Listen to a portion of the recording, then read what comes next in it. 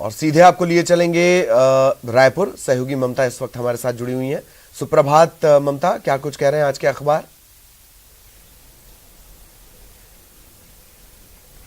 सुप्रभात ललित सर, और सभी जो अखबार है उसमें फ्रंट पेज पर खबर है। और कल दिन भर सभी ने हमने भी इसको प्रमुखता से दिखाया था कि किस तरह से CDS रावत का अंतिम संस्कार किया गया। बेटियों ने मुखाग्नि दी और उन्हें 17 तोपों की सलामी के साथ में जो है अंतिम विदाई दी गई। और सभी अखबारों ने अलग अलग हेडिंग्स के साथ दिया है, जैसे कि हरिभूमि ने दिया है कि देश के कंधे पर आखिरी सफ़र।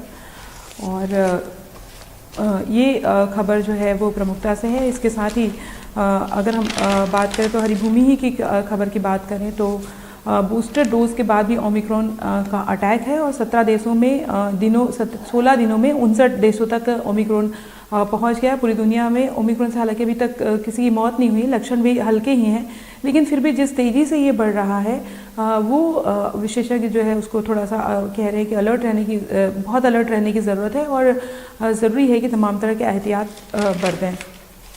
दूसरी बात अगर हम बात करें तो पत्रिका ने जो फ्रंट पेज पर खबर दी है वो ये है कि लगातार 2 सप्ताह तक के जूनियर डॉक्टर्स की हड़ताल चली और अभी ये हड़ताल 1 सप्ताह के लिए स्थगित की गई है।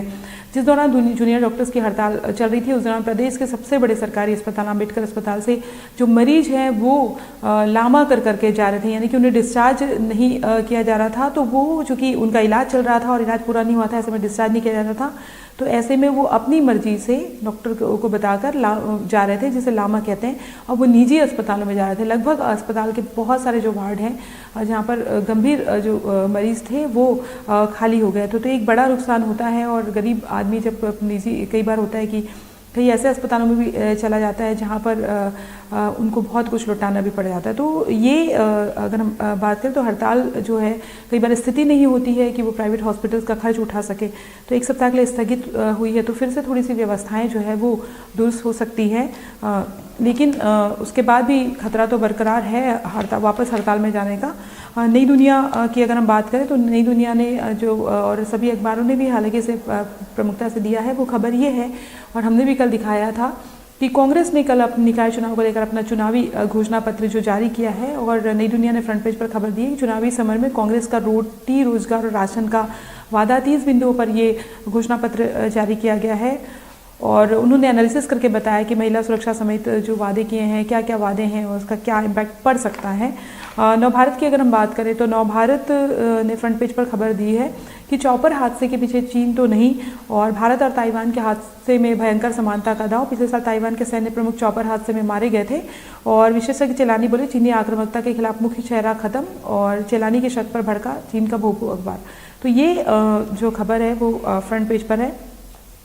इसके साथ ही जो दूसरी खबर है वो एक आम लोगों के लिए काफ़ी बुरी खबर कह सकते हैं कि अस्पतालों में इलाज महंगा हो सकता है और बढ़ती महंगाई के बीच एक और बुरी खबर है।